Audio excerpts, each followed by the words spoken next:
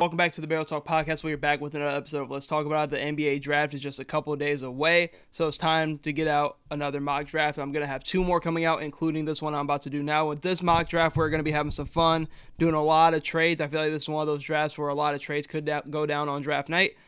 Just throughout the first round. So I have this one dropping, and then I have my final NBA mock draft that will also be dropping the same day as this one, which is going to be Monday. This is just no trades, and it will be my last full final mock of how I think everything will fall based on all the rumors and everything that we have heard. But before we get into this mock draft, including trades, like and subscribe to the channel. Helps the channel out a ton. If you're an audio listener, make sure to give the podcast 5 stars. Helps out a ton as well. But without further ado, we can hop right in to this mock draft where we're going to be doing a ton of different trades, having some fun with it, and also kind of some realistic trades that I think could happen because of certain teams and where they're positioned in the draft. I feel like it will be better suited for them to possibly trade up or trade down or trade out of their pick in general. So looking at this, Atlanta Hawks were the first overall pick. Some weird speculations because Alex Sarr hasn't worked out with them, and it was a week before the draft, which I think the reports came out about it. So looking at this, I just think if you're not going Alex Sarr, Rishad Shea doesn't make sense because you already have Jalen Johnson, who I feel like at this point, Jalen Johnson helps you out a lot more than Rishad Shea does. And I've seen Donovan Clingan. I like Donovan Clingan as a prospect,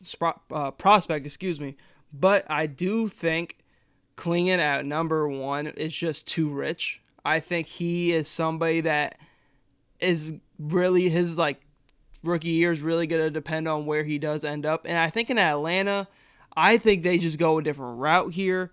I do have them trading out of the first overall pick. And I have them trading down. Because I just feel like if you're not going with somebody like Sarr who can help you out now, especially defensively, and has the offensive upside to definitely develop, I just feel like you should trade down. This is a Hawks team that's still trying to compete.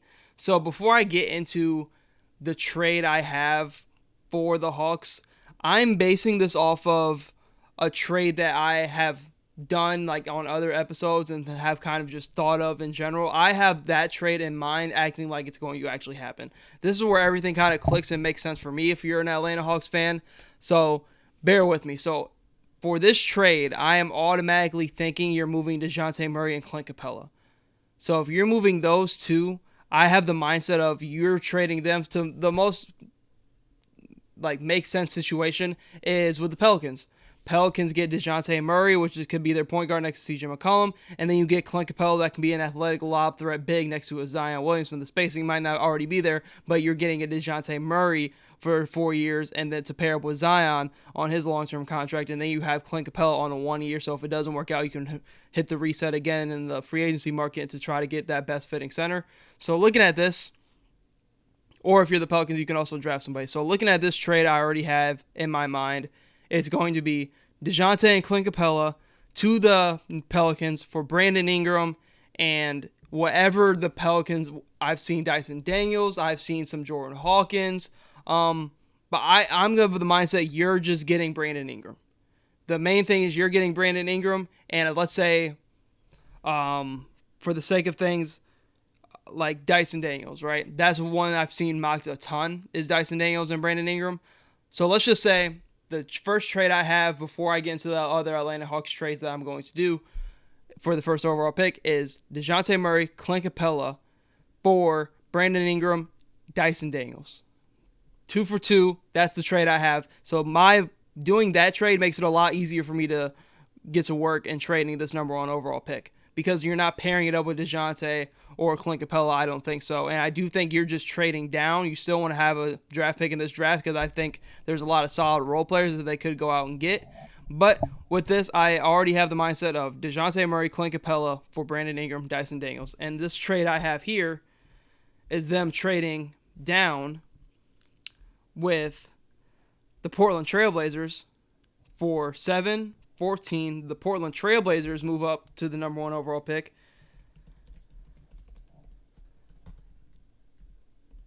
And Malcolm Brogdon,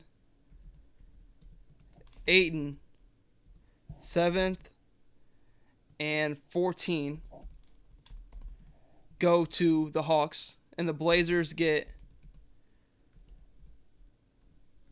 DeAndre Hunter, Double O, and the first pick. This is just a team that is going into a rebuild in the Portland Trailblazers, trying to get as much young assets and talent as they can, with DeAndre Hunter, who's still on the long-term extension, and Double O, who could pretty much really fit with what they want to do if he's giving the appropriate playing time.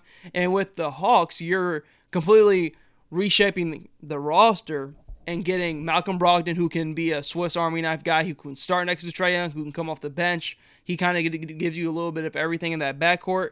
And then with DeAndre Ayton, it gives you a more established NBA-ready big that you can really play well off of. This is going to be the best playmaker he's played with in his career other than Chris Paul and Trae Young. And I feel like with how the Hawks can play in that pick and roll with Trae Young and DeAndre Ayton, it could really hopefully unlock the offensive ability that DeAndre Ayton does have. And you're also just getting somebody that is just ready now compared to like going in after a Klingon who doesn't really have that much offensive upside, and giving like Alex Sarr, who has the defensive potential right away, but the offensive might take a couple years to get there fully. DeAndre Ayton kind of gives you the best of both. He's NBA ready obviously right now, but like for the Hawks that are still trying to contend, I feel like having somebody that you can operate out of the low post and DeAndre Ayton can kind of help relieve pressure off of Trae Young, and especially in my mindset. So you're having, and pulling this trade off right now, so you're having Trae Young, Brogdon, Bogdanovich, Dyson Daniels, Brandon Ingram, Jalen Johnson, and DeAndre Ayton, and we still have 7 and 14 to get to. So this is the first trade right here for the first overall pick. Portland Trailblazers move up to number 1, and I see now they're in need of a center. I have them going Alex Sarr to pair up with Scoot Henderson for the future. So with the number 1 overall pick that is traded from the Hawks to the Blazers, I have the Trailblazers taking Alex Sarr with that number 1 overall pick. And for those who are kind of like, why would I like Portland's having 7 and 14? They have so much young guys on that roster already, to where I feel like you might not need to take those two. And I know they have, want to say 2 second-round picks in this year's draft as well. Like, I would package both of those to get somebody like an Alex Sarr who you can grow and develop next to a Scoot Henderson, Shaedon Sharpe, and so on. Now with the Washington Wizards, this is an interesting one.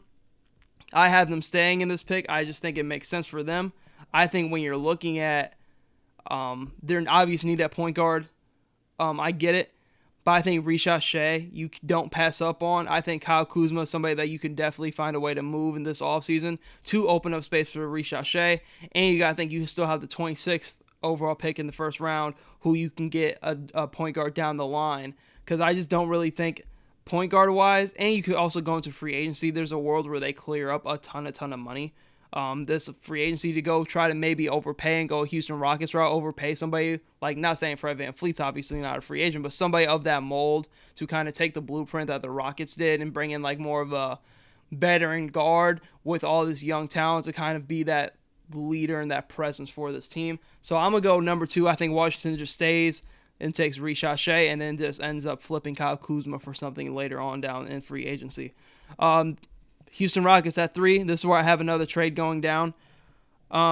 This is just a tough spot for Houston. Here's my thing with this. I've seen a ton of mocks having Donovan Clingan go to the Rockets.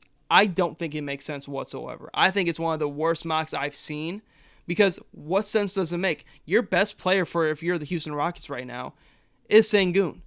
He's the center. I don't see Sengun having versatility enough, especially defensively, to slide to the 4 when he can just be your offensive hub, your Jokic in a sense for the Rockets at the 5. And then when you're looking at that, I've seen people like describe it, they're just getting a bruiser in Donovan Clingan. A bruiser with a 3rd overall pick? I don't think so, because you still have Steven Adams, even though he's coming off of an injury, I don't think it's going to really hinder his play style the most.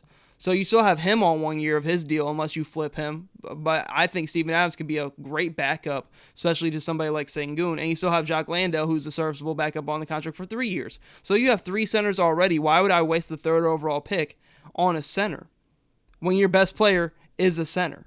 So, and you're playing through him most of the time. So why would I get into the realm of drafting a Donovan Clingan? I'd rather just trade down to one of the many teams that is trying to trade up in the draft to get Donovan Clingan and also pick up maybe a future asset. That's what I have him doing here. This is a very, very simple trade. The Houston Rockets are trading with the not Brooklyn Nets.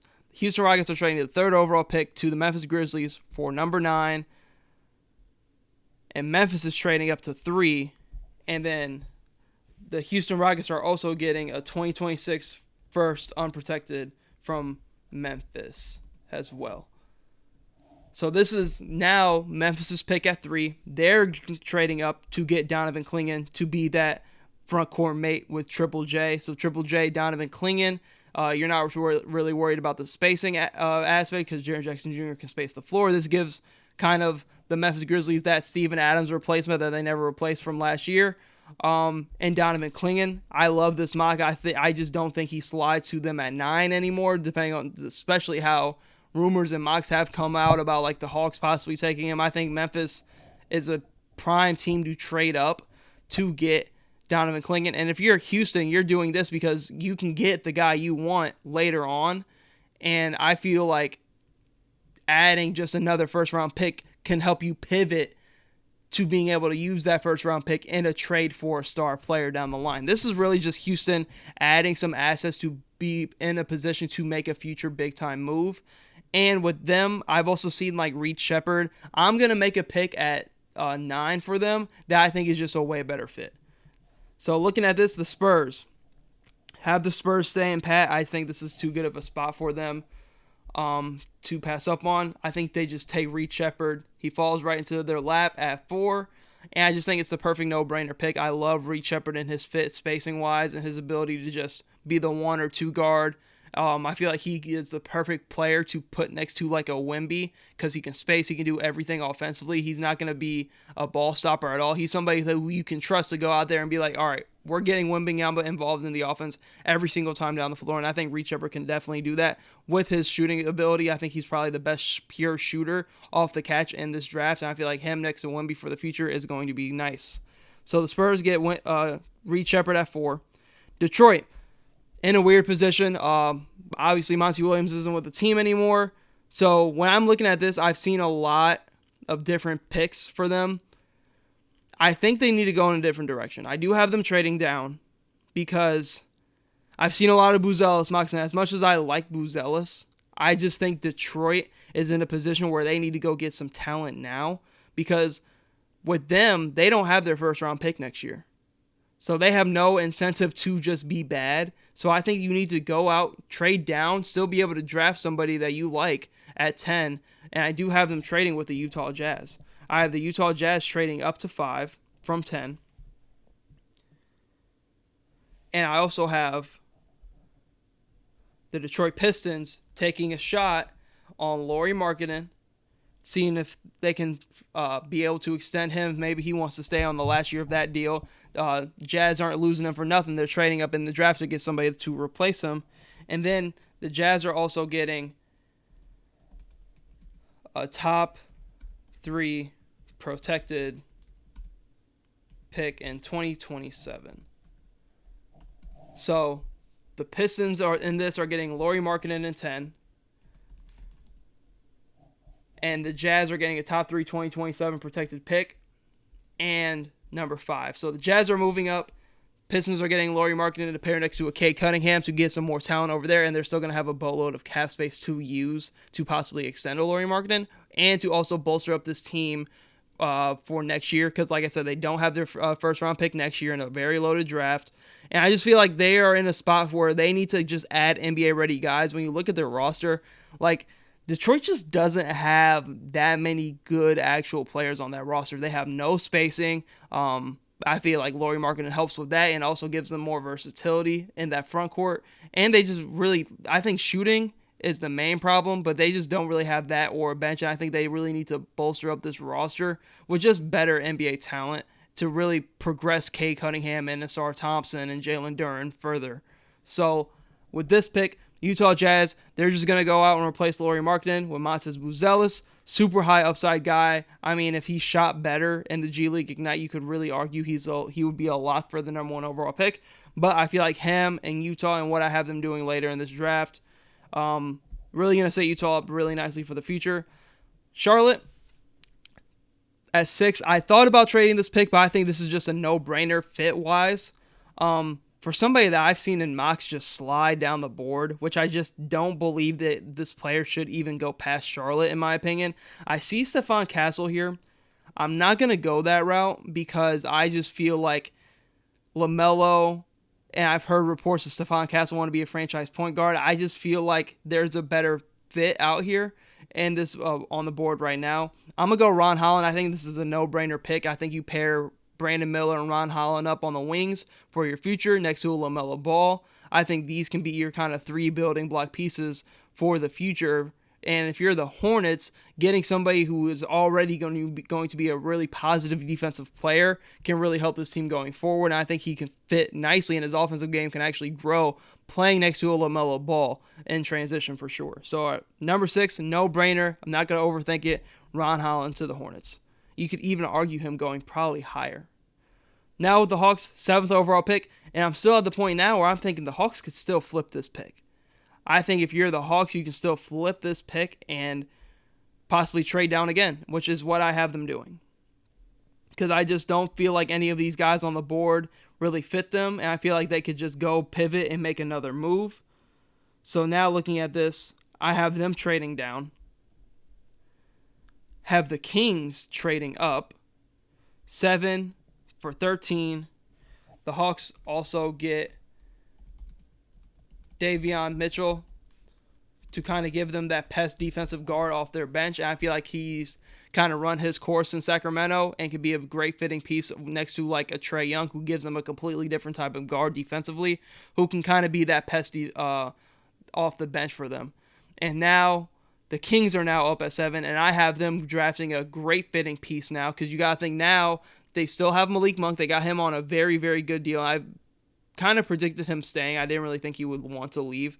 But looking at this, I think Stephon Castle fits what the Kings want to do perfectly. He's somebody that can play with the ball and without the ball. He can kind of be that bigger defender compared to Davion Mitchell. I don't think he's the better defender than Davion Mitchell, but a bigger body that can switch better. And I feel like he's somebody that you could slide into the starting lineup depending on what you do with Kevin Huerter this offseason and really be fine with whatever you do and still be able to bring Malik Monk off the bench. I just feel like he's a perfect fitting piece that they kind of need in that kind of guard realm that can play the 1 or the 2. So I have Stephon Castle going to the Kings at 7. At 8, I had Reed Sheppard already. I'm looking at the board right now. Topic, I think he's going to slide a lot because of that partially torn ACL. I've seen Rob Dillingham slide a ton. Cody Williams, I feel like it's kind of too much of a project piece still. I feel like the Spurs are in a realm where like they could possibly be competing in the play-in next year. And I just think I don't know how they feel about Keldon Johnson, if they're going to move on from him yet. But looking at this, I'm going to go with another guard because I don't view Reed Sheppard has like a true point guard, if you will. I think he's a phenomenal like combo 2, but more so I feel like he's on the 2 realm, somebody that can really play off ball in space and can make the right decision when he is pushed into the point guard role. So I'm going to go with Devin Carter. I think he is just an NBA ready guy, rebounds the ball super, super well. He kind of just can fit perfectly next to a Reed Sheppard, a Wemby, a Devin Vassell. So, like, looking at Devin Carter, he can just really do everything for you. He's more NBA ready than, like, possibly a Topic or a Dillingham at the guard spot. And I just feel like you're going 2 guards here, but I'm completely fine with because of Reed Sheppard's ability to really be able to be so solid off the ball. And Devin Carter can really run the show at that 1. You can still have Trey Jones coming off your bench, but Devin Carter gives you a way better scoring and rebounding option at that guard spot. So now, Rockets. Rockets are back up on the clock, trading down from 3 to 9. So looking at this, kind of tough to make a mock for the Rockets because I feel like they have so much already. I'm going to give them something they don't really have coming off that bench or really in that starting 5, especially at that forward position. I saw a lot of mocks for Reed Sheppard, but with the thing with Reed Sheppard, it's like, when would he be able to really play with like a Fred VanVleet? Because 2 small guards in that backcourt isn't the best defensively. So looking at this, I think Dalton Connect is just the perfect no-brainer pick here for Houston at this point. Because when you're looking at Dalton Connect, you still have somebody that is just a bigger Reed Shepherd, in my opinion. Maybe not like, doesn't really have the upside of a Reed Shepherd at this point because he is older. But like looking at Dalton Connect, he's just bigger Reed Shepherd. He can shoot the ball. He can create for himself. He can kind of come off the bench and really fit perfectly playing off of a Fred VanVleet and an Alfred Sengun. And I feel like this is a no-brainer pick that can give the Rockets some much-needed spacing and just another scoring threat off that bench that is super skilled, NBA ready, because Houston is ready to compete for a playoff spot next year. Now, Detroit, back up on the clock. So you have them adding Lauri Markkanen in the trade that we did. Kay Cunningham still there. They can still go an upside pick here.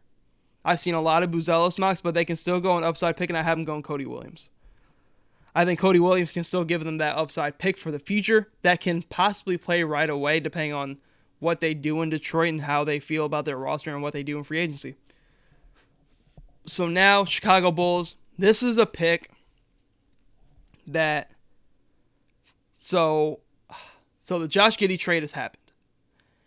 Before, I was thinking of trades that the Bulls could be in, not for Josh Giddey, but just like them and the Thunder right here in this realm. And with what they've done so far in real life, kind of changes what I want to do for them.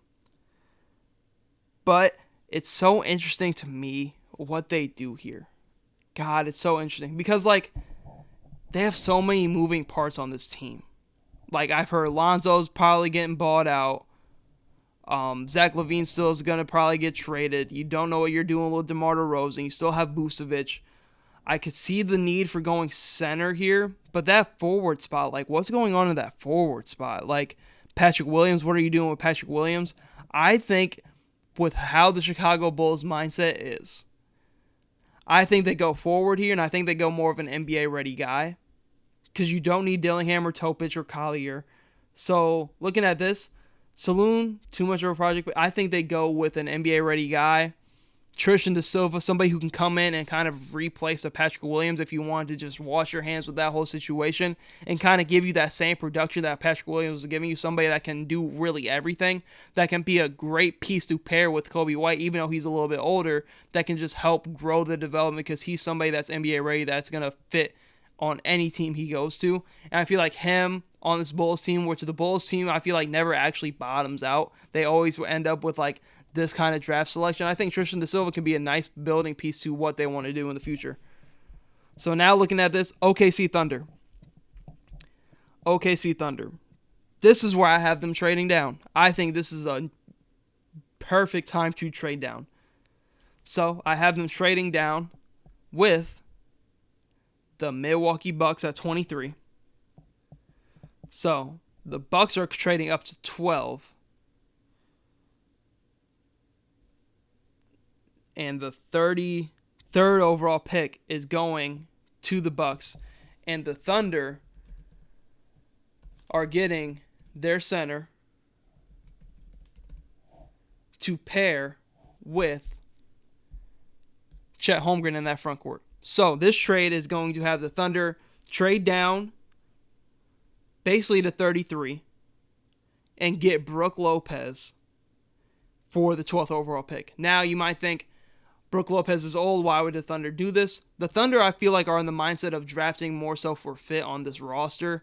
So when I'm looking at them, they're looking for fit, and they don't want to hurt their spacing. I understand I've seen some Nick Claxton or some Isaiah Hartenstein, but say you change your mind and switch it up, because looking at this, they don't really need a lot of the guys on the board now anyways. I can see you going big. This is where I can see you going Khalil Ware, right?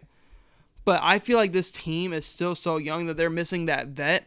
And I think Brook Lopez, somebody who's a champion, somebody who still provides you spacing and rim protection, would go to OKC and absolutely thrive. Not like he's not thriving right now in Milwaukee, but he would be a perfect fit next to a Chet Holmgren, who you can move to the 4. You can have Brook Lopez come off the bench depending on what you wanted to do in OKC.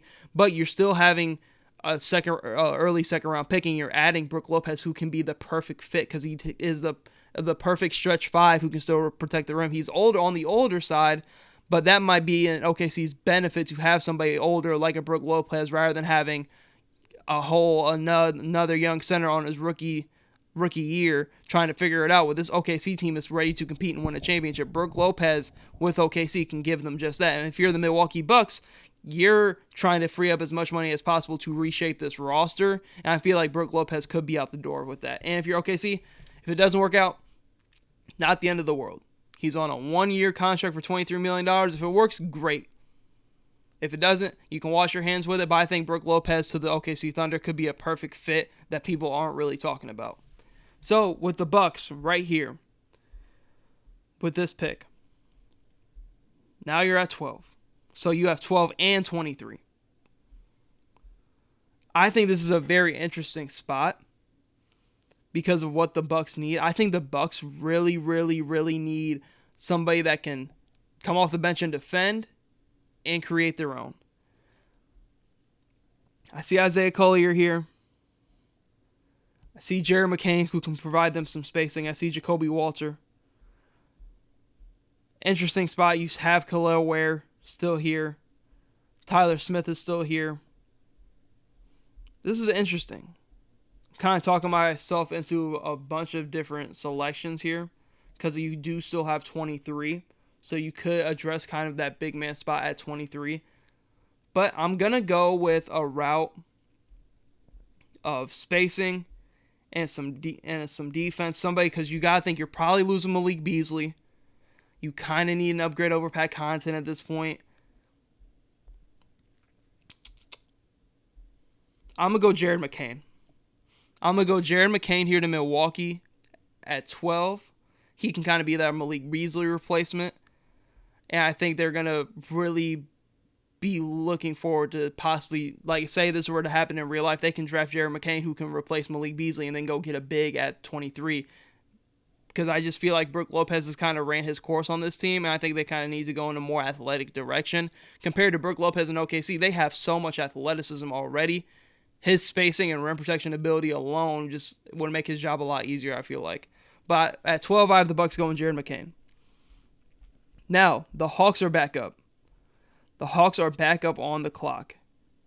So they're going to have 13 and 14 in this mock trades that we did. So I think you need to go. So you got to have the mindset. So Brogdon, Trae Young, Dyson Daniels, Bogdanovich, Jalen Johnson, DeAndre Ayton, Brandon Ingram.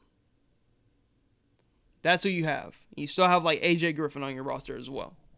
That's the mindset I'm having with this team, even though it doesn't show it on the screen. So I think you need to go get some forward depth because you don't have Sadiq Bey under contract. So you need to go some forward depth here. You still have Dyson Daniels. I'm going to go with somebody who can back up and be ready right away. He has a promising spacing ability with a Trae Young and can kind of be able to do a little bit on both ends of the floor with his versatility. Tyler Smith. We're going to go reach a little bit possibly with some of the mocks I've seen him in. I'm going to go with Tyler Smith. I like his ability offensively to space the floor and just run the floor with Trae Young. He can be a great lob threat out of the G League. Now you're back up on the clock again. So this is where I think you can go a wing here. I think if you're at Atlanta, you're going NBA ready. But you could go upside. You have the kind of ability to go an upside pick like Saloon here. But I'm going to think that they're going to keep it solid. So your backcourt and your guards are fine starting and off the bench. You have Brandon Ingram. You have Tyler Smith in that front court. You have Jalen Johnson. You have DeAndre Ayton. So you're kind of solid there. So I think you can go double up on the forwards. He might not be the most NBA ready guy right now, but he can kind of be that upside pick for you still with having 2 first-round picks. I'm going to go Saloon here. It might be... Actually, no. I'm not going to go Saloon here. I'm going to go with Jacoby Walter. I think he's somebody that can be NBA ready, who has a ton of defensive potential and has the ability to space the floor right away. And I think him off the bench can kind of give them a lot of versatility playing that 2 or 3 spot for the Hawks. I wanted to go Saloon there, but I just don't think they go the upside pick if they were, because they're trying to compete right now. And they kind of need these picks to kind of fill out the rest of that bench because they are going to have a lot of bigger contracts on the books with all these trades that I've done for them. So with the Atlanta Hawks kind of wrapping it up, They're on this roster now with Trae Young, Bogdanovich, Brandon Ingram, Jalen Johnson, DeAndre Ayton. Off your bench, you have Tyler Smith, Jacoby Walter out of the draft, Malcolm Brogdon, Dyson Daniels, Davion Mitchell. So you have a deep roster off rip after all these trades that you've done. You have a lot of spacing, versatility. I feel like this would be the best team that's happened to Trae Young. Miami Heat. A lot of talk about Jimmy Butler being traded. I don't know what the Miami Heat do. I'm going to go with this pick with the mindset of they're just going to run it back. They're looking to just add some pieces to the edge and just hope that they're healthy to make another run in the playoffs. I'm having going Isaiah Collier here. I just think he's a great pick. I'm talking myself out of a lot of these picks because I want to go Isaiah Collier, but I just feel like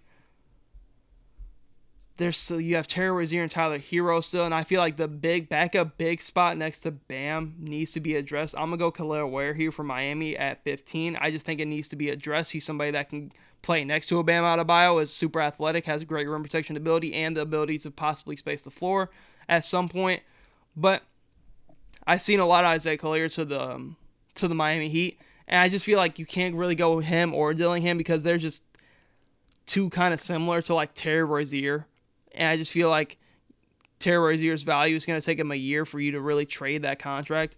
And I just feel like Terry Rozier already fits what they want to do in general. And I feel like the backup big spot and grabbing a Khalil Ware right there could just be great value. Now, Philadelphia 76ers at 17. At 16, my fault. Go a lot of different options here. They're another team that's like trying to compete right away. I think Rob Dillingham is a no-brainer pick right here. I've seen him slide to this point a lot in mocks just because of the ankle injury and everything else like that. I think this is a great spot for him. Kind of doesn't really fit on the court next to Tyrese Maxey, but if you have him as a rookie just off your bench running your second unit, which Philadelphia has struggled with the second unit at times throughout their point of just being good in general, Rob Dillingham is somebody who you can just get the ball to in your second unit, and you're probably going to be fine in those minutes. Especially as a rookie, I think this is a great value if he slides right to Philadelphia at this pick. Next one, the Lakers. This is being traded. I'd be very shocked if the Lakers take this pick. So I have them trading down. I have them trading with Utah, who has somebody on the board that they would like to pair with the Buzelis for the future. Have them trading with the Utah Jazz. The Utah Jazz are sending 29, 32nd for the 17th overall pick. Gabe Vincent.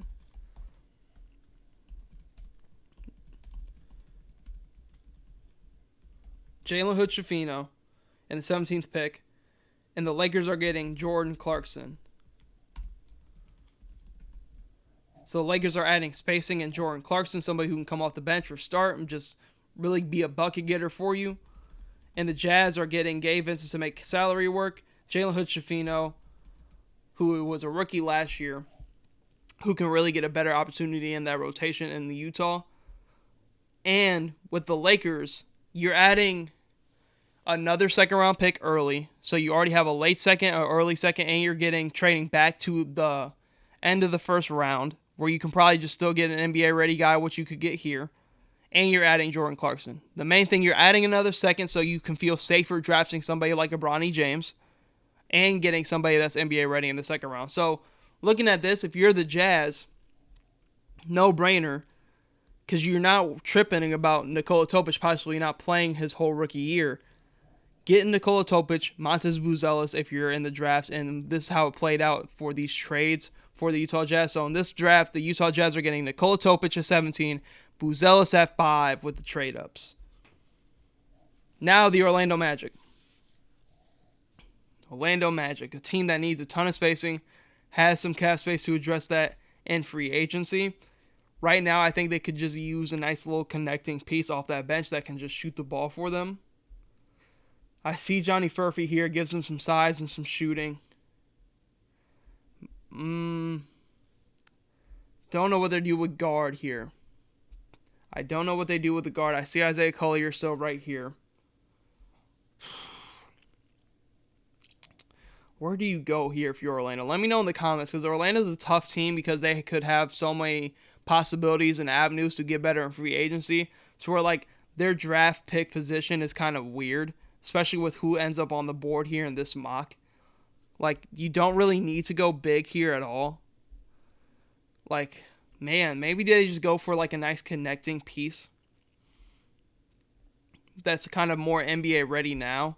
Kind of looking at that forward spot, like you're probably done with the Joe Ingles kind of time in Orlando. You could use somebody that can play the 2 or the 3. Somebody that can kind of is NBA ready. I'm going to go Jalen Tyson here. Somebody that is NBA ready that can kind of fit into what Orlando wants to do, is great mover without the ball. And I think he can just fit and be that connecting piece off that bench for Orlando that can do a little bit of everything, because I think they're going to be a super aggressive in free agency and going and adding some shooting. I see Johnny Furphy here, but I'm just like, the other parts of his game I kind of question. I know his shot's NBA ready, but it's just the other parts of his game I really question, and especially how Orlando has the money to go add Klay Thompson, for example, who can be a phenomenal shooter for them. Now with the Toronto Raptors at 19, can go many different routes here. They're in another tough spot where I think they could just go an upside pick here. Like, you have RJ, Scotty, Quickly, who you still have to extend. I think they could go with a big here because you don't know what they're going to do with Jakob Poeltl. But I'm going to have them go an upside pick. Or you could go Kyle Filipowski. Kind of talking myself into a lot of different selections here. But I do think you can kind of go a different route in terms of Jakob Poeltl. I think he's somebody that could eventually get moved this offseason. I see Johnny Furphy right here. I think that's too similar to the Grady Dick pick last year. So I'm going to go Yves Missi to Toronto because I do anticipate Jakob Poeltl being off this roster at some point this offseason. I think he's somebody that contenders are going to want to have. You replace him right there with the rookie Yves Missi, who can kind of be just a pure glass cleaner that can run the floor. Now with the Cavs, 20th overall pick, who knows what they're doing this offseason. Go a number of different routes, but they need a wing. They have to get a wing. I like Ryan Dunn's defense on this team, but I think the offense is just too lackluster, especially when it comes to shooting. So where I'm just like, I don't really think it's going to work. But they need to go wing here. They need somebody that can kind of play that 2 and the 3, kind of possibly replace a Karis LeVert role. I see Kevin McCullough. He's kind of NBA ready. I really like Terrence Shannon here because he's somebody that can give them more of a scoring punch off that bench, or even starting, depending on what their roster is looking like. He's somebody that can really be that initiator that I trust a little bit more than Karis LeVert. And he can just defend. He can do everything you need. And I think the Cavs need somebody like that. I'm going to go with Terrence Shannon Jr. Somebody who can just do a little bit of everything, can score, defend, play make, do everything. So at 21, New Orleans Pelicans, they're in the market for a center. But you got to think, in the trade that we already did, they have DeJounte Murray and Clint Capella right now. I think they get a backup plan in case Clint Capella experiment doesn't work. I think you have something in your back pocket here because you already have a young, deep team in general. I'm going to go ahead and get Kyle Filipowski, who has the ability to possibly space the floor next to a Zion Williamson. I think he kind of gives you a different aspect and look compared to a Clint Capella and Zion. If Clint Capella you see doesn't work and the spacing isn't there, you can throw Kyle Filipowski out there, has a rookie, and I think you can kind of really be just fine, especially he's coming into the league, has a backup to a Clint Capella already. So I like that fit going right there to the Pelicans, especially because you got to have the mindset of, in this trade scenario, he's coming off the bench for Clint Capella, if that makes sense. Phoenix Suns, this is tough because I don't think they draft. I think they trade the pick from all the reports that I've heard. But I just feel like this is a situation where they could go guard. But I do have them trading this pick. I have them trading out because I feel like there's a team that sees somebody with a lot of upside that can fit what they want to do without giving up too much. So I have the Pacers getting the 22nd overall pick, and I have 36 and 50. And Isaiah Jackson going to the Suns. Pacers are getting the 20th pick. So I have the Pacers trading up at this point. They have a ton of stuff going on with their roster. I think they could use. They're going to take a shot on somebody with some upside that can kind of fit what they want to do. Have them take Saloon. I think he kind of fits what their play style is. And if you're the Suns, you're adding a way more versatile big in Isaiah Jackson, and you're getting now you have 3 second-round picks to really fill out the roster, and the whole second round of this draft is filled with NBA-ready guys that can fill out that rotation for Phoenix. And Phoenix, I think being able to trade out of this spot, get a big, and be able to get some NBA-ready guys to fill out the rest of their rotation in the second round is going to be very valuable. So now the Milwaukee Bucks are back on the clock. Jared McCain is somebody who they took at 12. He's going to be able to replace that Malik Beasley role and be able to defend and play off of Damian Lillard and Giannis very well. Now looking at this, you can kind of look to possibly replace a Brook Lopez, add some more size and depth to that front court next to a Giannis and a Bobby Portis. Zach Edey, I just worry about kind of the spacing and the kind of a slower body compared to Brook Lopez without the spacing, if you will.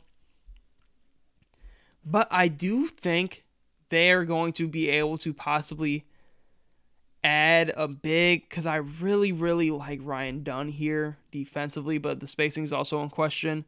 You already have Jared McCain. I'm going to go with Deron Holmes here to Milwaukee, kind of give them a little bit more versatility in that front court next to Bobby Portis and Giannis. So in this draft, the Bucks end up with Jared McCain, Deron Holmes, 2 guys that are going to help them right away. Knicks, back-to-back picks. This is another trade that we came up with. So this is going to be kind of what we've seen all throughout the season. Brooklyn Nets getting 24, 25. Bucks 1 through 4 protected first for 2025. And then the 2026 Knicks unprotected pick going as well, and Bojan to make contracts work. So in this trade as a whole, the Brooklyn Nets are getting 24, 25, first rounder from the Bucks next year, 1 through 4 protected, a 2026 first round pick unprotected from the Knicks, and then you're also getting, the Knicks are going to be getting Mikal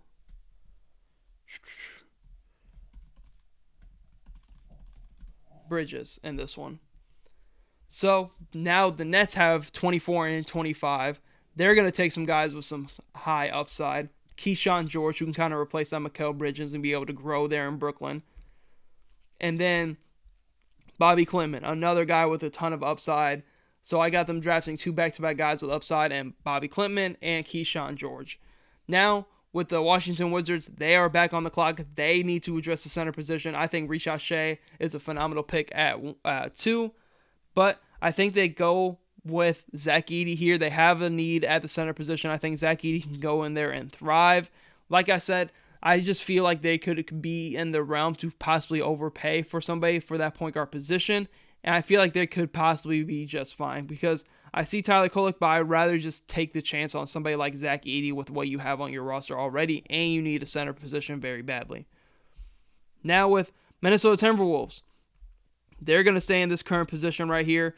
I just think they're in an interesting spot. There's a lot of things that they could definitely do here. I see Kevin McCullough right here. They're going to be an interesting team because they're a second apron team, so they really would love to just hit on this draft pick, but they need some spacing and some more versatility in that kind of front court area and that forward area.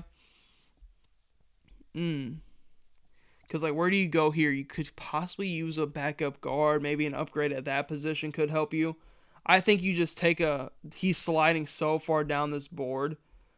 I think you just go with a high upside pick in Isaiah Collier. He slides so far, but when you're looking at a lot of the teams picking in this middle of the draft area with some of the trades that I did, a lot of them already have real established point guards. I feel like this is somewhere where Isaiah Collier can come in and really be a backup to year 1 to a Mike Conley and then be able to replace him and play alongside and next to an Anthony Edwards.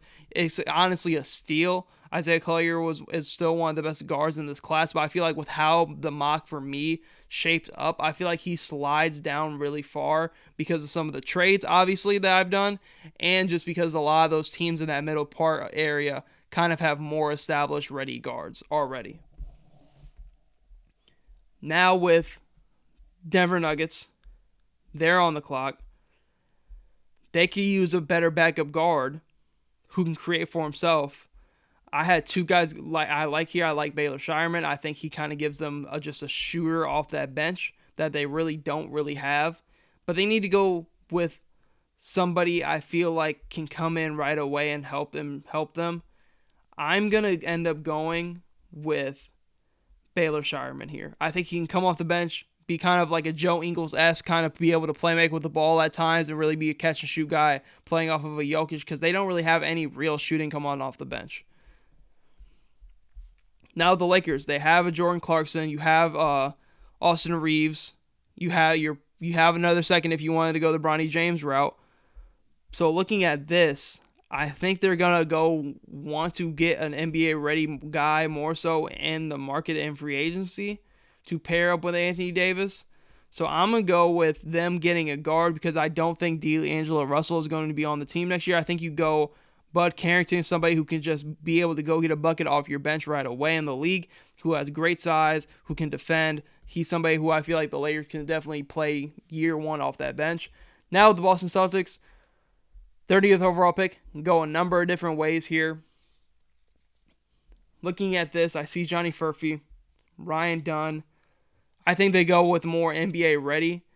But I also feel like with this team, the shooting and the spacing that they do have, I think they would take the chance on just an elite level defender right away in Ryan Dunn and being able to put him out there with lineups that does have the spacing. And just having somebody else who can be a point of attack defender year one next to a Drew Holiday who is getting up there in age.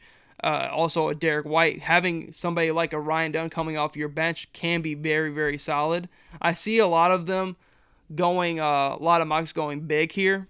But who knows what they're going to do with Al Horford. If Al Horford does say he's going to retire, I like a Dembona, giving him a lot more athleticism in that front court. But with this, I'm going to go Ryan Dunn with the defensive potential day one, year one, who this is a team that has all the spacing in the world for him to really just go out there and be able to sit down and defend 1 through 4. So looking at this, I'm going to run through the entire first round with all the trades that we have done. So with the first overall pick, I had the Hawks trading down with the Portland Trail Blazers. The Atlanta Hawks received 7 and 14. Malcolm Brogdon and DeAndre Ayton. The Blazers received the first overall pick, which they select Alex Sarr with DeAndre Hunter and Double O. Second overall pick, Zachary Richache goes to the Washington Wizards. Number 3, Donovan Clingan, after a traded up pick from Memphis and Houston, goes to the Memphis Grizzlies at 3. The Spurs end up with Reed Shepherd at 4. Montes Buzelis at 5 goes to the Utah Jazz after trading up to get with the Pistons. So Montes Buzelis goes to the Jazz. Ron Holland goes to the Hornets at 6. Stephon Castle goes to the Kings at 7 after the trade with the Hawks. Hawks trading back again. Spurs end up with Devin Carter, so they get Devin Carter and Reed Shepherd in this draft. Number 9, Dalton Knecht goes to the Houston Rockets. Number 10, Cody Williams goes to the Detroit Pistons. Number 11, Tristan da Silva goes to the Chicago Bulls. Jared McCain goes to the Milwaukee Bucks, who traded with the Thunder, traded Brook Lopez to the Thunder, and trading up in this draft. So they have 12 and 23, getting Jared McCain to replace that Malik Beasley role. 13 and 14 were both Atlanta Hawks picks. They go Tyler Smith and Jacoby Walter. 15, the Miami Heat go Kello Ware. 16, the 76ers get Rob Dillingham. 17, the Jazz get Nikola Topic. So Nikola Topic and Montes Buzelis go to the Jazz in this draft. Jalen Tyson goes to the Orlando Magic. Yves Missi goes to the Toronto Raptors. Terrence Shannon Jr. goes to the Cavs. Kyle Filipowski goes to the Pelicans at 21. Saloon goes to the Pacers after trading with the Suns. Deron Holmes goes to the Milwaukee Bucks at 23. Keyshawn George and Bobby Clinton go to the Brooklyn Nets after trading with the New York Knicks with the Mikal Bridges trade that we did. At 26, Zach Edey goes to the Washington Wizards. At 27, Isaiah Collier goes to the Minnesota Timberwolves. Baylor Shireman goes to the Denver Nuggets. Bud Carrington goes to the Lakers at 29, and Ryan Dunn goes to the Boston Celtics at 30. So looking at this, I kind of had a lot of fun kind of diving in, trying to get into the minds of some of these GMs and what they are thinking going into the draft on Wednesday night. But looking at this, I had some fun making these trades. Obviously, it's just a mock draft, nothing that takes too serious. Just having some fun and kind of getting some different landing spots for a very different draft that I feel like we're going into. I feel like we're going to see a lot of trades and player movement throughout the draft because this is a very odd draft to kind of predict and mock for because there's a lot of different avenues and ways teams could go. That's why I feel like it's like having somebody like Isaiah Collier slide so far in this mock draft when I've seen him mocked a whole bunch of places. So looking at this, had a lot of fun doing this, but I'm going to have my official final mock draft up after this come Monday morning. But thank you guys for tuning into the Barrel Talk podcast. Hope you tune in to future episodes.